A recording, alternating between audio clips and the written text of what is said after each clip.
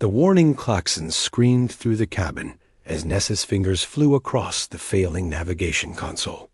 Red lights bathed her violet skin in an eerie glow, making the golden bioluminescent patterns along her forearms flicker with agitation. The small research vessel bucked violently as it tore through the atmosphere of the uncharted ice planet below. Come on, she whispered, her voice barely audible over the shrieking metal. The ship's stabilizers had failed 3 minutes ago, and now she was in full free fall, with nothing but emergency thrusters to slow her descent. A soft, musical chime rang out beside her. Patches, her crystalline companion, had wedged himself between two cushions on the co-pilot's seat. The small creature, no bigger than her palm, shifted from its usual emerald green to a deep, worried purple. His 6 tiny legs scrabbled for purchase as another violent shudder rocked the cabin. "I know, sweetness. I know," Nessa said, abandoning the useless controls to scoop up her pet. She cradled him against her chest as she threw herself into the crash position. Activating the emergency pod sequence with her free hand, nothing happened. Her hearts, both of them, hammered against her rib cage as she jabbed the button again and again. The emergency system was dead, another casualty of whatever had torn through her ship's systems 12 hours ago. A simple collection mission to gather ice samples had turned into a nightmare when her vessel passed through an unexpected electromagnetic storm. The ground rushed up to meet them. Through the viewport, Nessa caught glimpses of endless white, punctuated by jagged ice formations. She had seconds, maybe less. She wrapped both arms around Patches, curling her body around him as the world exploded in sound and fury. Metal screeched. Glass shattered. Everything went sideways, then upside down, then sideways again. Nessa felt her body slam against the harness, felt something crack in her side. The ship tumbled across the ice like a discarded toy, each impact driving the breath from her lungs. Finally, mercifully, everything stopped. For a long moment, Nessa couldn't move, couldn't think. Her entire body was one massive bruise. Slowly, sensation returned. First, the sharp pain in her ribs, then the cold.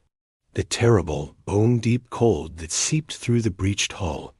Patches chimed softly, his color shifting to a concerned yellow-orange. He was alive. That realization gave Nessa the strength to unbuckle her harness with trembling fingers. She nearly fell as the restraints released, catching herself on the tilted console. The cabin was destroyed. The viewport had shattered completely, allowing Arctic wind to howl through the wreckage. Sparks sputtered from broken circuits. The emergency beacon panel showed only dark, dead displays. No rescue was coming. Nobody even knew she was here. She'd been thrown so far off course that her last transmitted position was 3 systems away. Nessa pulled herself toward the rear of the cabin, where the supply lockers were stored.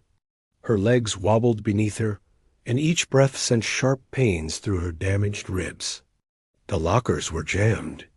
She braced her foot against the wall and pulled with all her strength, finally wrenching one open. Inside were basic rations, a medical kit, and a thin emergency thermal blanket. Not nearly enough for survival in this environment, but it was all she had. She wrapped the blanket around herself and Patches, then tried to assess their situation rationally. The ship's hull provided minimal shelter from the wind, but it wouldn't be enough. Already, her fingers were losing sensation, despite her species' natural cold resistance. The temperature outside had to be far below freezing fatal levels even for her. Patches nestled closer to her neck, his small body vibrating as he tried to generate heat. The gesture was sweet but futile. His crystalline biology produced almost no warmth. "We're going to be okay," Nessa lied, stroking the creature's smooth surface. Her bioluminescent markings had begun to dim, her body conserving energy as hypothermia set in. "Someone will find us." "The beacon." She trailed off, unable to maintain even that small fiction. She pulled the blanket tighter and huddled in the least exposed corner of the wreckage. Through the broken viewport, she could see 3 pale moons rising over jagged ice peaks. The alien landscape was beautiful in a harsh, unforgiving way. Not a bad last night, she supposed. Time became meaningless. Nessa drifted in and out of consciousness, her body shutting down system by system. She thought of her family on her home world, her mother tending the hanging gardens, her father teaching stellar navigation. Would they ever know what happened to her? Her fingers were completely numb now. Her breathing had slowed to shallow gasps. Patches had stopped chiming, his color fading to a pale, frightened white. "I'm sorry," she whispered to him. "I'm so sorry I brought you here." She closed her eyes, ready to let the darkness take them both. At least they were together. At least a vibration. Not from her failing body, but from the ice itself. Something heavy was approaching. Nessa forced her eyes open, squinting through the gathering darkness and swirling snow. A shape moved in the distance, large, deliberate, heading straight toward the wreckage. Some kind of predator? Did it matter anymore? The shape resolved into a figure, bipedal, humanoid, wearing heavy-duty gear that looked military in origin. As it drew closer, Nessa could make out more details: broad shoulders, purposeful movement, a helmet reflecting the moonlight. The figure stopped at the edge of the wreckage, and for a moment they simply stared at each other.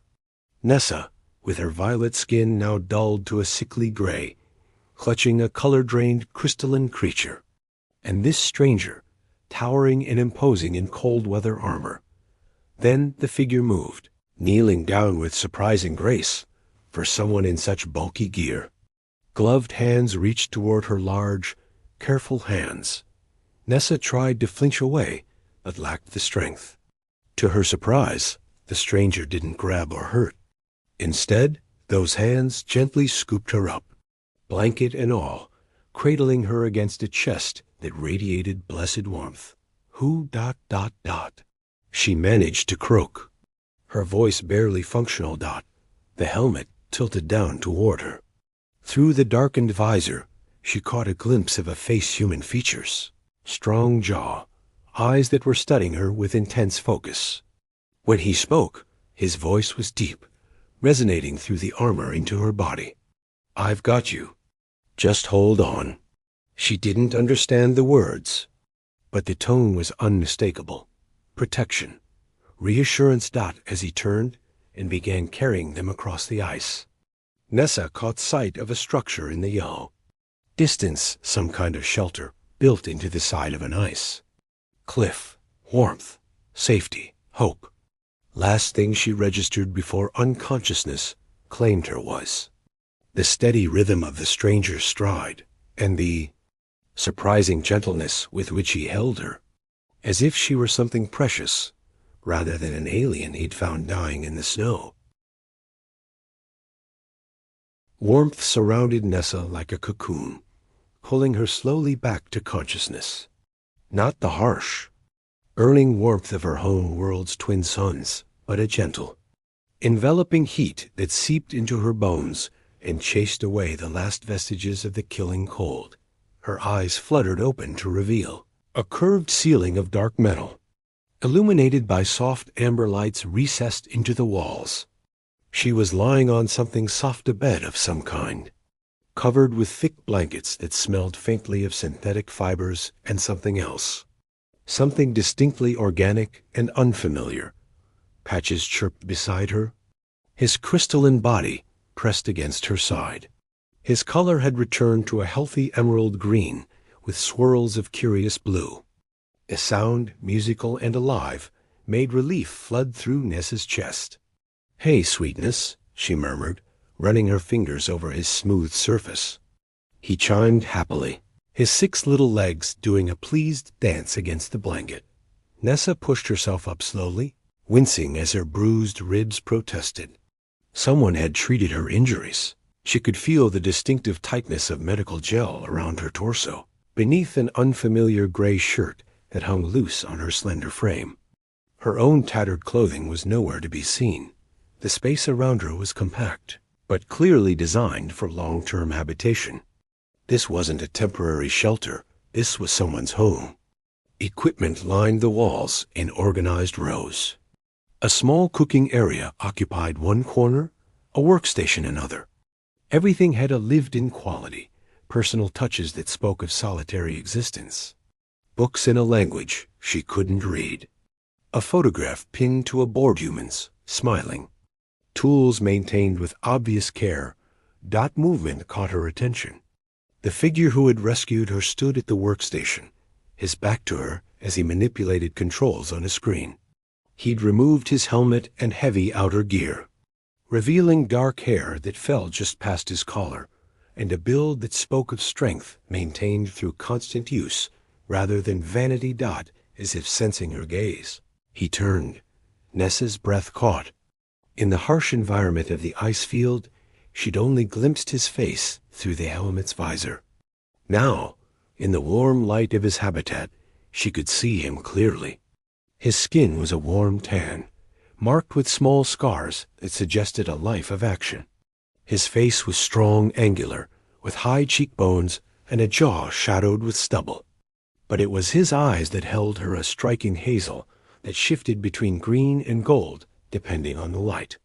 Framed by dark lashes that any of her people would envy, he wasn't conventionally beautiful by her species standards. But there was something compelling about him, something that made her heart beat faster, in a way that had nothing to do with her recent brush with death. "You're awake," he said, his voice that same deep resonance she remembered. The words were meaningless to her, but his expression relief, mixed with cautious hope, transcended language. Nessa placed her hand over her heart's and bowed her head slightly, the universal gesture of gratitude among her people. "Thank you," she said in her own language, knowing he wouldn't understand, but needing to express it anyway.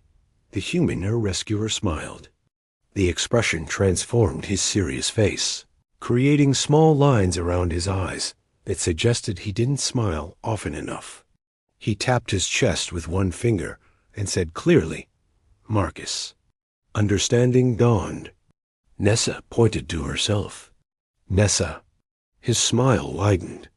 "Nessa," he repeated, pronouncing it carefully. Then he gestured to Patches, who had wandered to the edge of the bed to investigate this interesting human. "Patches," Nessa supplied, watching as her pet changed colors from green to a warm orange. His way of showing friendliness. Marcus knelt down to be at eye level with the small creature. He extended one finger slowly, letting Patches investigate. The crystalline being chimed his approval and rubbed against Marcus's hand, leaving faint trails of bioluminescent residue that faded after a few seconds. "Well, hello there," Marcus said softly. Though Nessa didn't understand the words, his tone gentle, amused, was clear. Patches responded by climbing onto Marcus's hand.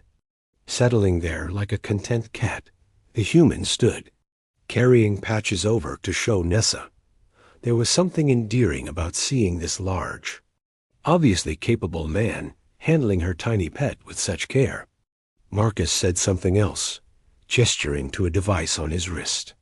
He tapped it, and a mechanical voice began cycling through various languages, none of which Nessa recognized. Dot, when confusion must have shown on her face. Marcus frowned slightly, thinking. He carried Patches back to her, the creature reluctantly leaving his new friend, and moved to a storage compartment. He returned with a tablet and stylus, sitting on the edge of the bed with careful distance. Respecting her space, Marcus began to draw. His strokes were confident, practiced. First, he sketched the planet they were on, a circle, covered in jagged lines representing ice. He pointed out the window where harsh daylight now illuminated the frozen landscape. Then back to his drawing. Nessa nodded, understanding. She took the tablet and added to his drawing, sketching her crashed ship. She drew herself inside it, then added motion lines to show the crash.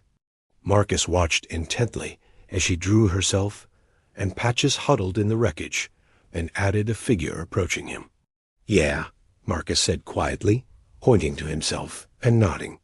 His expression had grown somber, and Nessa wondered what he was thinking. Why was a human living alone on this desolate planet? Over the next hour, they continued their visual conversation. Marcus showed her that he'd been on this world for just over 2 years. He drew 24 marks grouped in 2 sets. He sketched the habitat around them, built partially underground for insulation, powered by geothermal energy tapped from deep beneath the ice dot. When Nessa gestured questioningly, "Why are you here?"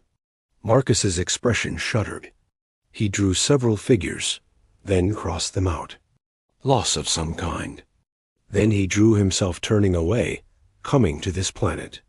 Self-imposed exile. Nessa understood isolation. She'd taken the solo research mission, partially to escape the expectations of her family, the pressure of a society where everyone knew everyone, and privacy was a luxury. But she'd chosen temporary solitude, not permanent exile. What pain had driven this human to the edge of inhabitable space? She wanted to ask, but they didn't have the words yet. Instead, she drew her own world, the twin suns, the floating cities suspended by anti-gravity fields, the bioluminescent forests that glowed in the dark. She drew her family, trying to capture the essence of her mother's gentle nature and her father's stern wisdom.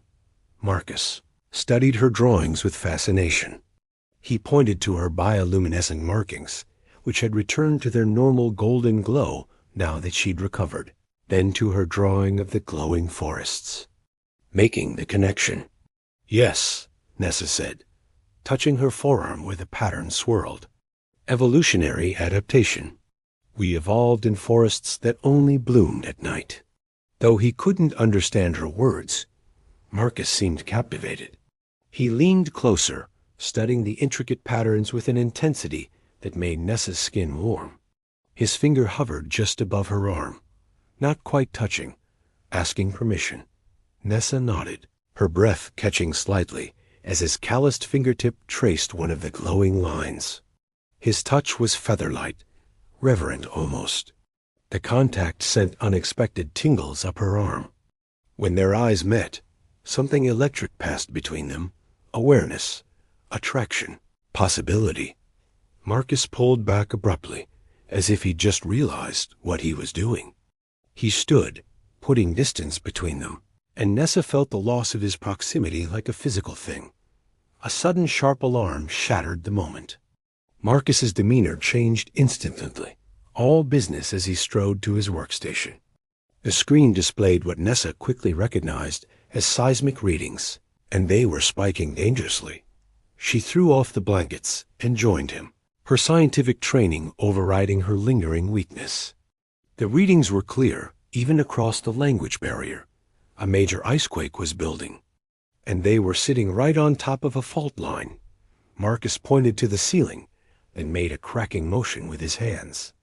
Then he pointed to a structural diagram of the habitat, showing stress points in red. The habitat wouldn't survive a direct quake. Nessa's mind raced. She studied the diagram, then grabbed the stylus. She began sketching rapidly reinforcement points, redistribution of weight, ways to channel the seismic energy rather than resist it. Principles were universal, even if technology differed. Marcus watched her work, his eyes widening as he understood her intent. He nodded sharply and moved to a storage area, pulling out materials. They had perhaps 30 minutes before the quake hit. They worked with frantic efficiency, Nessa directing and Marcus implementing. Despite the language barrier, they moved in sync. She would point and gesture, and he would understand, his hands quick and capable. When Nessa struggled to reach a high reinforcement point, Marcus simply lifted her, holding her steady as she worked. The casual strength and trust in the gesture made her hearts flutter. Patches helped in his own way, his small body glowing brighter to illuminate dark corners where they needed to work. The crystalline creature seemed to understand the urgency, staying out of the way, but ready to assist. 25 minutes later, they'd done everything possible. Marcus pulled Nessa away from the last reinforcement point, just as the first tremor hit. He guided her to a reinforced corner of the habitat, using his body to shield her, and patches as the world began to shake. The quake was massive. Equipment rattled. Lights flickered. The walls groaned under impossible pressure. Nessa pressed against Marcus's chest, feeling his heart hammering as fast as her own. His arms wrapped around her, in patches, protective and strong. The shaking seemed to last forever, but finally, gradually, it subsided. In the ringing silence that followed, Marcus didn't immediately let go. Neither did Nessa. They stayed there, breathing hard, pressed together in the corner. "Thank you," Marcus whispered into her hair. She didn't know the words, but she understood the meaning. Nessa pulled back just enough to look up at him. Their faces were inches apart.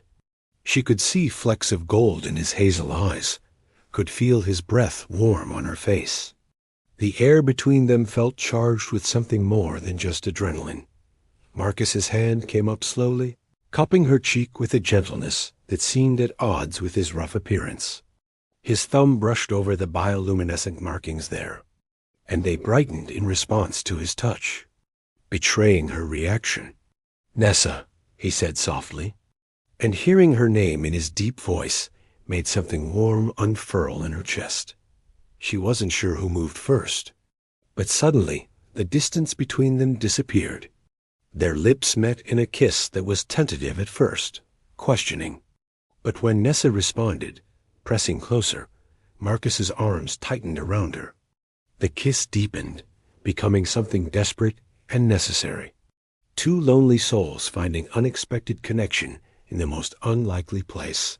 When they finally broke apart, both breathing hard, Marcus rested his forehead against hers. He said something in his language words she didn't know, but whose meaning was clear in his tone. Wonder, desire, confusion about what was happening between them. Nessa understood completely. She was supposed to be alone here, stranded and waiting for a rescue that might never come. And he was supposed to be in exile, hiding from whatever pain had driven him to this frozen world. Neither of them was supposed to find this connection.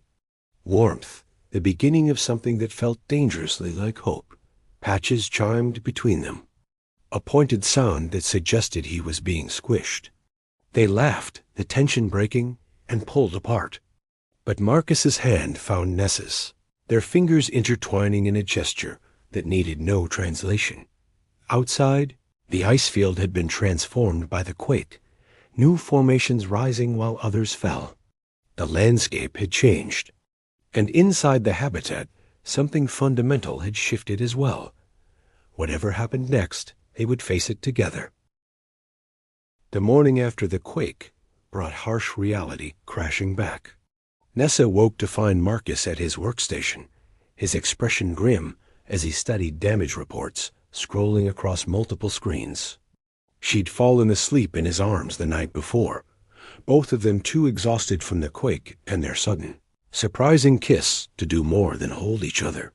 Now, in the pale light filtering through the habitat's reinforced windows, that moment felt like a dream. But when Marcus noticed her stirring and his face softened into a small smile, she knew it had been real. "Morning," he said, the word now familiar. She'd been learning his language in fragments, picking up pieces through context and repetition. "Morning," Nessa replied, her accent making the word sound different, but recognizable. Patches stirred from his nest of blankets, cycling through colors as he woke purple to blue to his happy emerald green. Marcus gestured her over to the workstation, his smile fading back into concern. The screens showed structural integrity readings, and even with her limited understanding of his technology, the numbers were clearly bad. Red warnings flashed across multiple systems. He pulled up a three-dimensional schematic of the habitat, showing her the damage. The quake had done more harm than they'd realized in the immediate aftermath. Several key support structures had developed microfractures. The geothermal tap was failing. They had perhaps 3 days before the entire system collapsed. leaving them exposed to the killing cold. "We need to leave," Nessa said in her language, pointing to the door and then to the horizon beyond the windows. Marcus nodded, understanding her intent, even if not her words. He pulled up a map on his screen, zooming out to show the surrounding area. His finger landed on a point, approximately 200 kilometers to the north, another structure, larger than this one. "Research station," he said slowly, making sure she understood. "Abandoned, but intact." He held up 3 fingers. 3 days, walking. Nessa studied the route.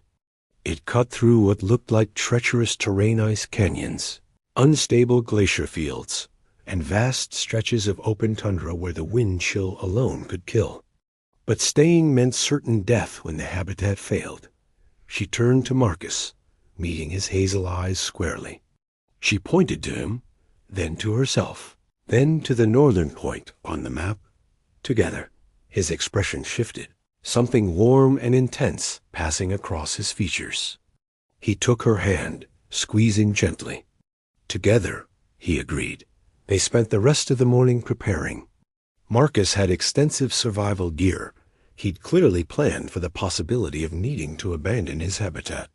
He packed 2 large rucksacks with supplies, thermal suits, emergency shelters, rations, medical equipment, and various tools whose purposes Nessa could only guess at. For patches, Marcus fashioned an ingenious carrier that would keep the small creature warm and protected while allowing him to see out. The crystalline being seemed delighted with his new transport, chiming happily as Marcus adjusted the straps. Nessa watched Marcus work, admiring his efficiency and the obvious care he took with every detail. This was a man who'd survived alone on a hostile world for 2 years, through skill and preparation. She felt safer with him than she had any right to feel. Given their circumstances, as Marcus helped her into her thermal suit, checking each seal and connection, his hands lingered, perhaps longer than strictly necessary. Their eyes met, and Nessa saw her own uncertainty reflected back. This thing between them was growing impossibly fast, defying every logical reason why they should remain distant. "Ready?" Marcus asked, shouldering his pack. Nessa nodded, lifting Patches's carrier. "Ready?" They stepped out into the alien world together. The first day of travel was brutally hard. The ice field had been transformed by the quake, forcing them to navigate around massive new formations and across crevasses that hadn't existed before. The wind was relentless, howling across the open expanses and cutting through even their thermal suits. Marcus led the way, his movements confident despite the treacherous terrain. He'd clearly spent considerable time exploring this world, learning its moods and dangers. Every few hours, he would check a device on his wrist, adjusting their course to account for shifting ice or approaching weather systems. Nessa struggled to keep pace. Her body, evolved for a warmer world, protested every step. Her lungs burned from the cold air. Her legs ached from trudging through knee-deep snow. But she refused to slow them down, refused to be a burden. When Marcus glanced back to check on her, she forced a smile and kept moving. By midday, they'd covered perhaps 30 kilometers. Marcus called a halt in the lee of a massive ice formation that provided shelter from the wind. He activated a small heating unit from his pack, and they huddled around its meager warmth while eating rations.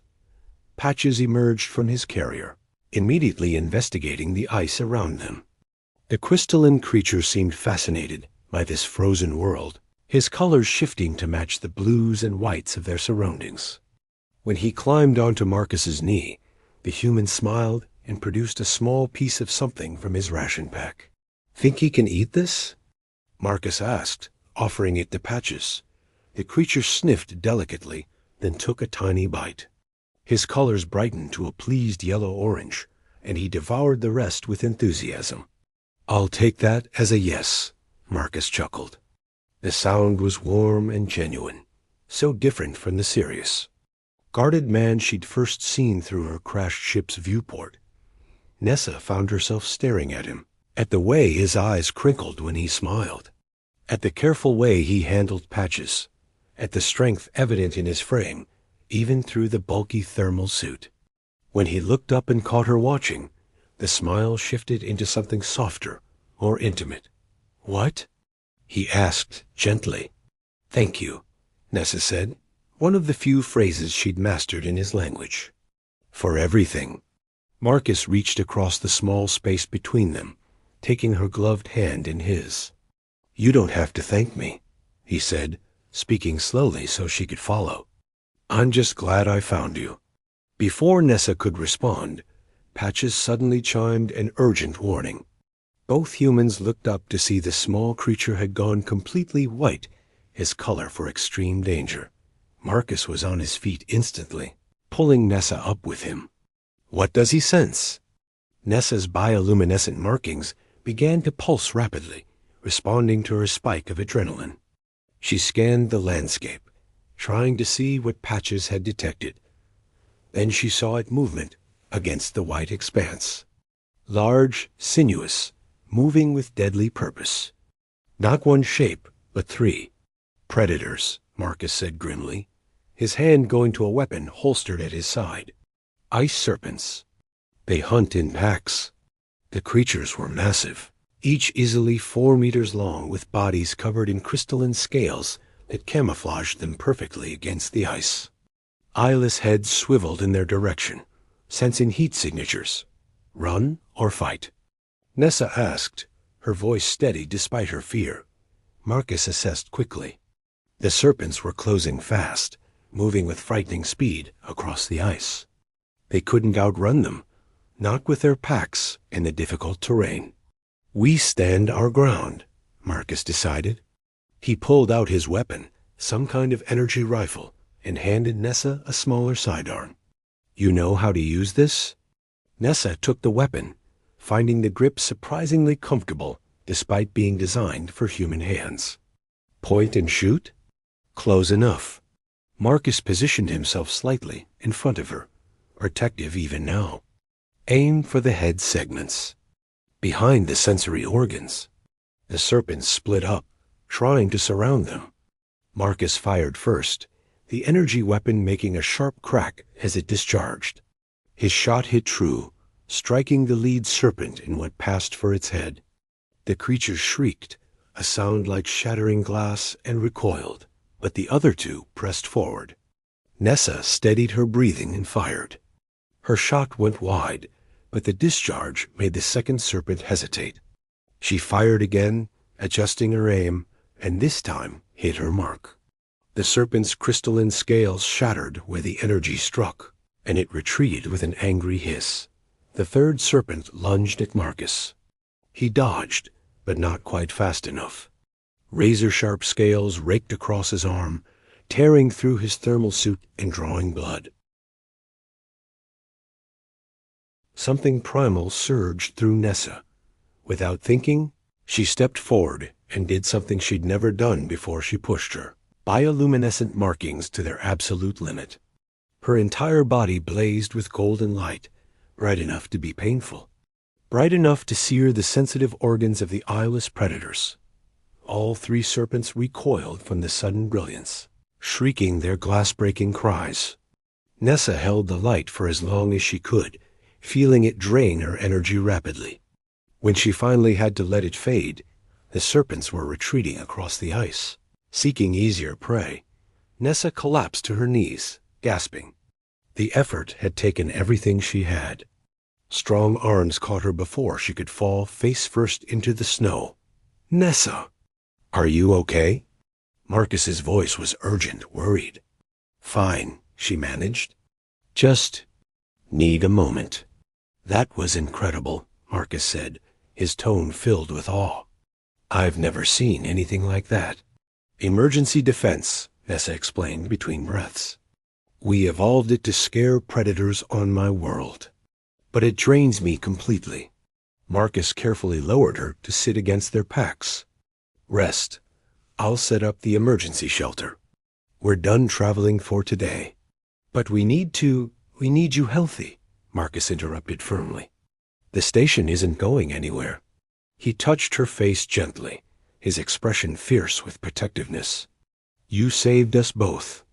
Now let me take care of you. Nessa nodded, too exhausted to argue. As Marcus worked to set up their shelter, she noticed the blood still seeping from the wound on his arm. You're hurt. It's nothing, Marcus. She made her voice stern, despite her exhaustion. Come here. He obeyed, kneeling beside her. Nessa carefully peeled back the torn thermal suit to examine the wound. It was deep, the serpent's scales having carved 3 parallel gashes through muscle.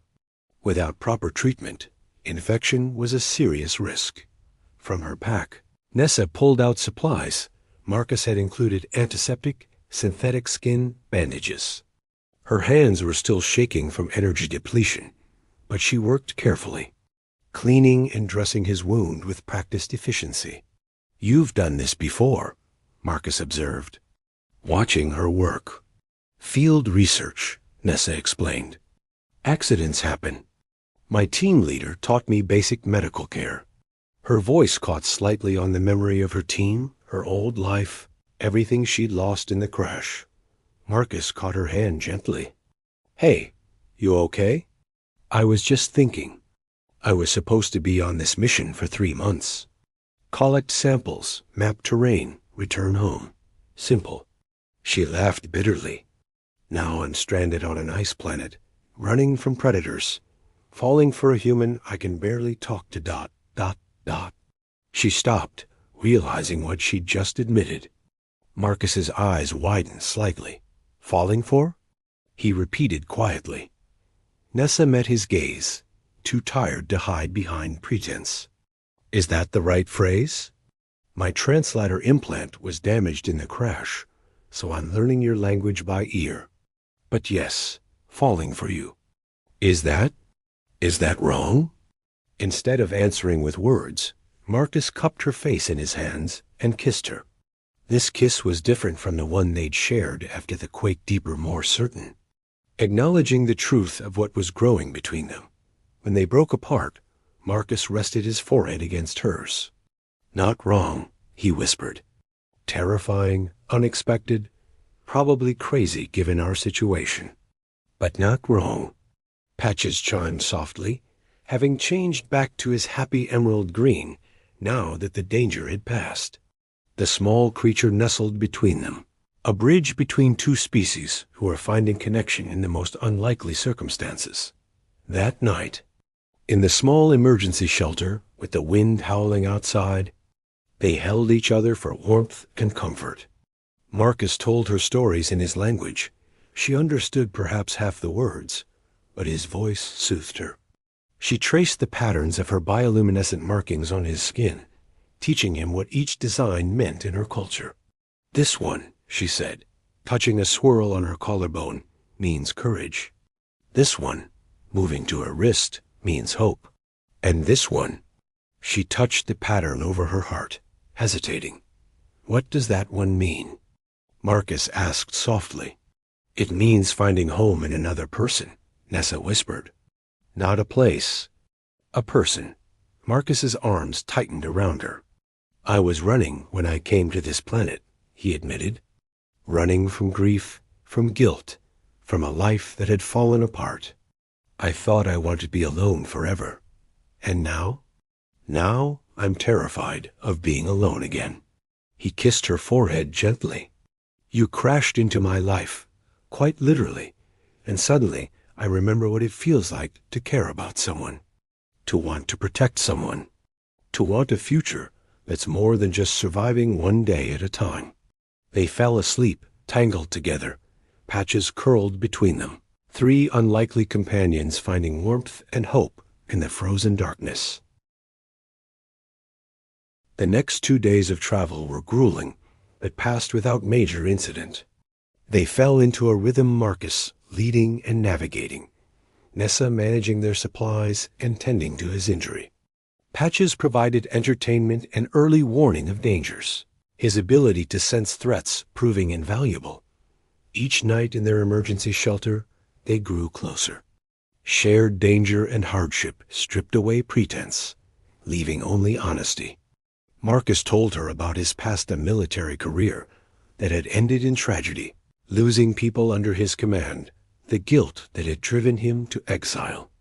Nessa shared her own story, a family who loved her, but never quite understood her need for adventure, the pressure to conform to expectations, the freedom she'd found in the vastness of space.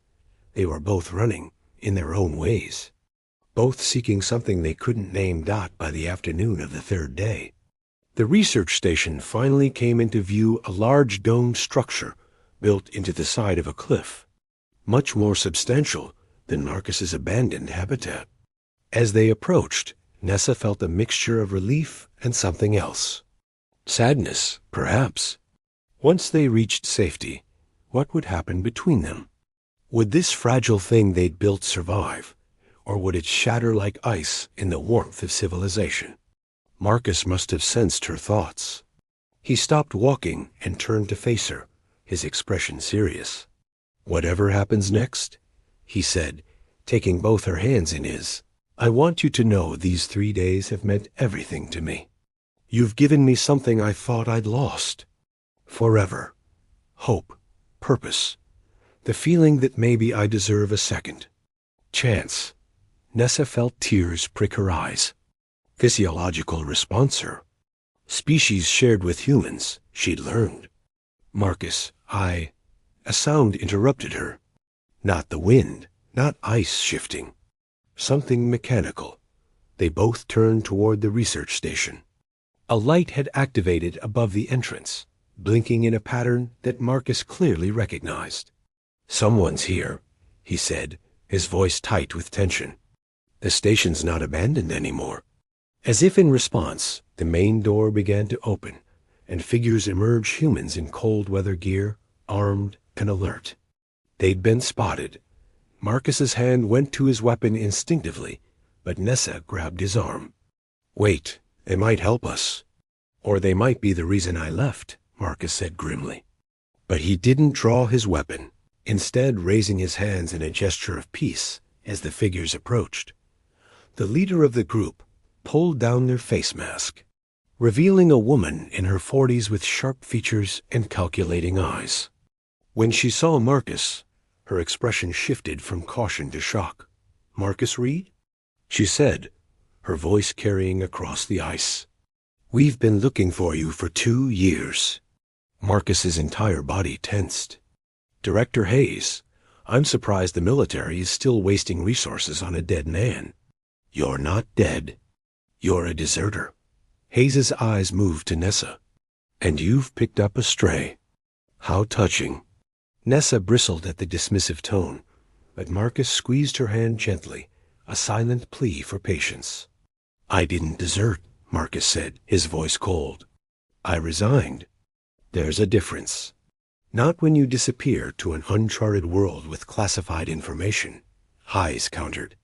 "We need you to come back, Marcus. There's a situation developing. Your expertise is required." "No." The word hung in the frozen air, absolute and final. Hayes's expression hardened. "That wasn't a request, soldier." Marcus took a step forward, placing himself between Hayes and Nessa. "I'm not a soldier anymore. And I'm not leaving. We have orders. I don't care about your orders." Marcus's voice was steel wrapped in ice. "I'm done taking orders that get good people killed. I'm done being a weapon for people who only care about winning. Even if it means staying on this frozen rock forever?" Hayes demanded. "Even if it means watching your new friend die when her supplies run out? Because we both know rescue for her species isn't coming. We're the only ship in this sector." The words hit like physical blows. Nessa felt her heart sink. She'd known, logically, that rescue was unlikely. But hearing it stated so baldly made it real in a way she'd been avoiding. Marcus's jaw clenched. "Then we'll figure something else out." Hayes's expression softened slightly, becoming almost sympathetic. "Marcus, be realistic. You care about her. That's obvious. If you come back with us, we can arrange transport for her. Get her home safely. Isn't that what you want? It was a clever manipulation, and Nessa saw it working on Marcus. His protective instincts warring with his hatred of the military system that had broken him. Marcus, Nessa said softly, tugging his hand so he'd look at her. Don't make this decision for me. He turned, his hazel eyes tortured. Nessa, I can't let you die here. If going back means you get home safely, what if I don't want to go home? The words surprised even her, but once spoken, Nessa realized they were true. What if home is the thing I was running from? What if I'd rather stay here with you than go back to a life that never fit? That's the hypothermia talking, Marcus said, trying for humor but falling short. You nearly froze to death 3 days ago. You're not thinking clearly. I'm thinking more clearly than I have in years, Nessa insisted. She cupped his face, forcing him to meet her eyes. I crashed on this planet by accident. But finding you? That doesn't feel like an accident. That feels like the universe giving me exactly what I needed, even though I didn't know I needed it. This is very moving, Hayes interrupted dryly, but we don't have time for romantic declarations. Storm's rolling in. We need to make a decision now. Marcus looked between Nessa and Hayes, clearly torn. Then patches chimed from his carrier, a specific sequence that Nessa recognized. Danger approaching. The storm, Nessa said, checking the sky. Dark clouds were rolling in fast, moving with unnatural speed. It's not natural. Look at the patterns. Marcus followed her gaze, his military training kicking in. She's right.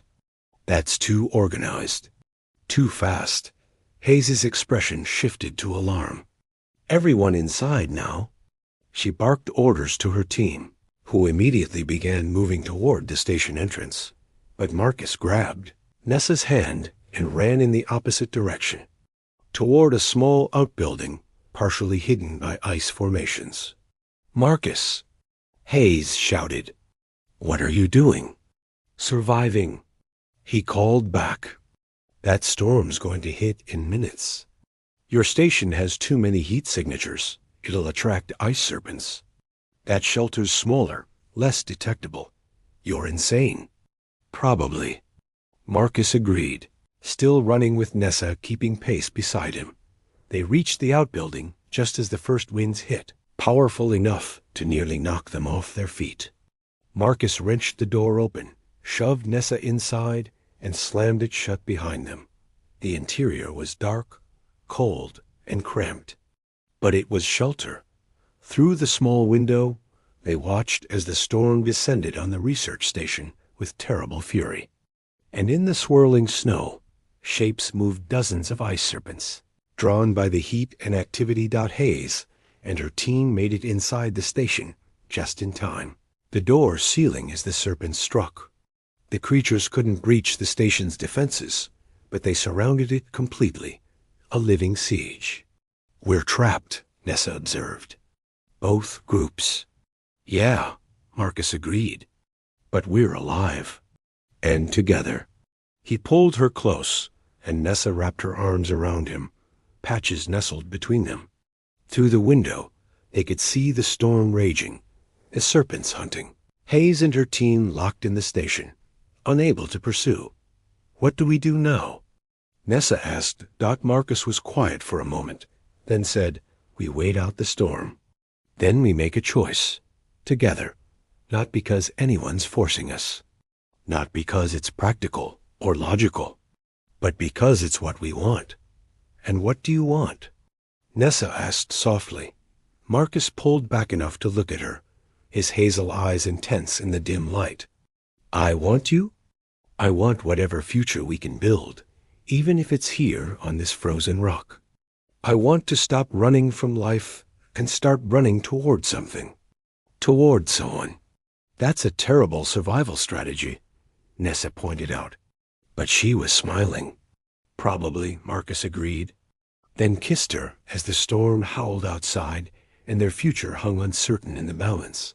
When they finally broke apart, Nessa rested her head on his chest. listening to his heartbeat, slower than her dual hearts, but steady and strong. Patches purred between them, content despite their predicament. Outside, the storm would eventually pass. Hayes would eventually leave, or they'd have to deal with her demands.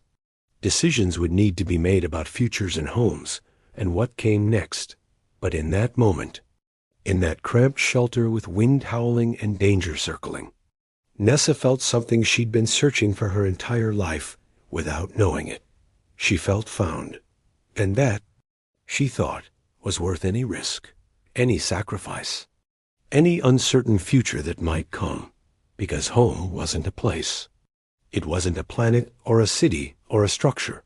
Home was this Marcus's arms around her, Patches purring softly, and the certain knowledge that whatever came next, they would face it together.